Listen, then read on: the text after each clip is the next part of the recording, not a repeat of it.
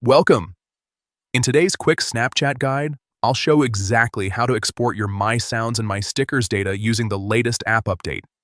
If you've ever wanted a copy of your personal media or just want more control over your data, this is the feature you need. Let's get started. First, open your Snapchat app.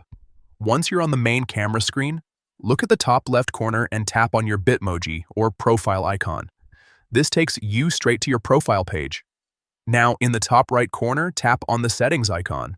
It looks like a small gear. This is where all your account options are located. Next, scroll down through the settings menu until you find the section labeled Account Actions. Take your time here because it's a bit lower in the list. Once you see it, tap on My Data. This is where Snapchat allows you to request and download different types of your account information. Inside the My Data section, you'll see a list of data categories.